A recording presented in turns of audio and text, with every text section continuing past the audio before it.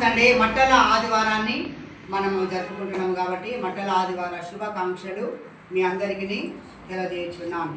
ఈరోజు మన యొక్క అంశము సమాధాన రాజుని లోనికి రానియుడి అనేటువంటి అంశాన్ని మనము ధ్యానిస్తున్నాం. ఏ రాజు? సమాధాన రాజుని లోనికి రానివ్వండి అనేటువంటి అంశాన్ని ఈరోజు మనము ధ్యానిస్తున్నాం. ఈరోజు నుండి హోల్ వీక్లోకి మనము ప్రవేశిస్తాం కనుక ఈ వారం అంతా కూడా పరిశుద్ధమైనటువంటి వారము కనుక మరి పరిశుద్ధ కార్యాలు చేస్తూ మనం ప్రార్థనలో ఎక్కువగా మనము గడుపుతూ పరిశుద్ధ గ్రంథాన్ని మనం చదువుతూ మనం దేవుని కార్యాలు మంచి కార్యాలు ఈ వారం అంతా చేస్తూ మన జీవితాన్ని ముందుకు మనము కొనసాగించాలి. మనం చదువుకున్నటువంటి పరిశుద్ధ గ్రంథ లేఖన భాగాలు మనం చూసినట్లయితే పరిశుద్ధ మార్కు రాసిన సువార్త 11వ అధ్యాయము మొదటి 11 వచనాలు మనం చదవగా మనం అక్కడ విని ఉన్నాం. యేసు ప్రభువు యెరూషలేము నగరానికి ఆయన వచ్చి ఉన్నాడు. ఇంతకుముందు 10 సార్లు వచ్చాడు. 10 సార్లు యేసు ప్రభువు యెరూషలేము వచ్చాడు. అయితే 11వ సారి యేసు ప్రభువు ఈ యెరూషలేము ప్రాంతానికి వచ్చాడు.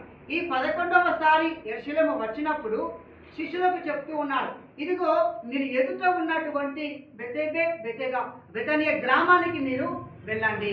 అక్కడ మీకు ఎదురుగా ఉన్న ఒక యజమాని దగ్గర గాడిద పిల్ల మీకు కనబడుతుంది అని చెప్పేసి యేసుప్రభు అక్కడికి అర్థం చేస్తున్నాడు. అంటే ఎందుకు యేసుప్రభు చెప్పిండు అంటే తన మరణ గడియలు ఇక దగ్గర పడుతున్నాయి. తను మరణించేటువంటి సమయాలు దగ్గరికి వస్తున్నాయి.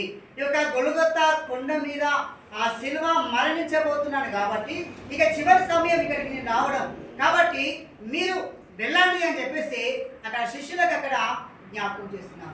చూడండి అక్కడ ఎంత చక్కగా యేసు ప్రభువు శిష్యులకు అక్కడ జ్ఞాపకం చెప్తున్నారంటే మీరు ఈ బెతానియా ఆ ప్రాంతానికి మీరు వెళ్ళండి అని చెప్తూ ఉన్నాడు. అంటే శిష్యులు ఎందుకని ఏం అడగలేదు, కానీ చెప్పగానే వారు అక్కడ వెళ్తున్నారు. ఇప్పుడు ఎక్కడో ఉన్నటువంటిది యేసు ప్రభుకి ఎలా తెలుసు? ఎక్కడో ఉన్నది కదా, యేసయ్యకి ఎలా తెలిసింది అంటే యేసయ్యకి సమస్తము తెలియడం. ఇప్పుడు ఇక్కడ బెతానియాకి వచ్చాడు యేసు ప్రభువు.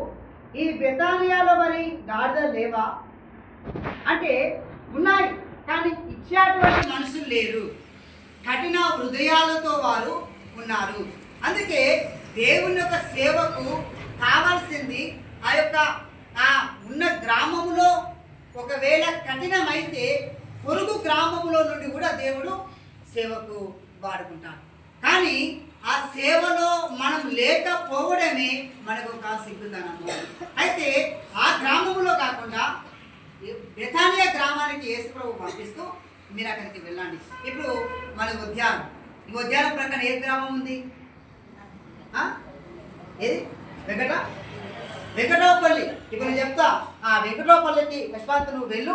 అక్కడికి వెళ్ళి అక్కడ ఒక యజమాని దగ్గర అటు వెళ్తూ ఉంటే అటు ఒక క్రాస్, ఒక లెఫ్ట్ సైడ్లో అటు వెళ్తూ ఉంటే అటు ఒక క్రాస్ వస్తుంది, రోడ్ వస్తుంది, అక్కడ ఒక ఫంక్షన్ వస్తుంది. అక్కడ యజమాని ఉంటాడు. ఆ యజమాని దగ్గర వెళ్ళి గాడిదలను తీసుకొని రా అని చెప్పేసి చెప్పగానే వారు అక్కడికి వెళ్ళారు. అంటే ఎంత చక్కగా యేసుప్రభు వాళ్ళకి చెప్పిండు అంటే వారు మరో వ్యక్తిని మళ్ళీ అడగలే. ఇప్పుడు మనలో వారు తెలియని వారు పలానా అడ్రస్ అడిగింది అనుకో కదా, తెలియని ప్రాంతానికి మనం వెళ్తాం. వెళ్తే పలానా వాళ్ళ ఇల్లు ఎక్కడ అంటే మనం ఏమంటాం, మనం అంబేద్కర్ బొమ్మ ఉన్నది, గాంధీ బొమ్మ ఉన్నది, వెళ్ళడానికి వెళ్ళు అని చెప్తాం. కానీ వెళ్ళాక అక్కడ మళ్ళీ మనం చేస్తాం, మళ్ళీ మనం అడుగుతూనే ఉంటాం. మళ్ళీ అంటే దొరకదానికి మనం అడుగుకుంటూ మనం వెళ్తాం. కానీ ఇక్కడ యేసు ప్రభు చెప్పిండు, స్పష్టంగా చెప్పిండు. వాళ్ళు వెళ్ళారు. ఆ యజమాని దగ్గర గాడిద మరియు గాడిద పిల్ల కట్టివేయబడి ఉండడం మనం అక్కడ చూస్తున్నాం. అంటే సహజంగా గాడిదను ఎవరు కట్టేయరు, కానీ అక్కడ కట్టివేయబడింది. అంటే కట్టివేయబడడానికి గుర్తు ఏమిటి అంటే మానవులు ఈ యొక్క సాతాను బంధకాలలో కట్టివేయబడ్డారు. అంటే గాడిద ఏ విధంగా కట్టివేయబడగా శిష్యులు యొక్క విప్పి ఉన్నారు, మనం అందరం కూడా ఈ యొక్క సాతాను సంఖ్యల చేత బంధింపబడి ఉన్నాం. పాపపు బంధకాల చేత మనం బంధింపబడి ఉన్నాం. శాపాల బంధకాల చేత బంధింపబడి ఉన్నాం. రోగాల బంధకాల చేత మనం బంధింపబడి ఉన్నాం. మరణ బంధకాల చేత బంధింపబడి ఉన్నాం. పాపముతో బంధింపబడి ఉన్నాం. ఈ యొక్క పాపపు ఆ యొక్క దాసత్యములో మనం అందరం బంధింపబడి ఉన్నాం. ఇలా బంధింపబడినటువంటి మనల్ని ఎవరు విడిపిస్తున్నారు? యేసయ్య.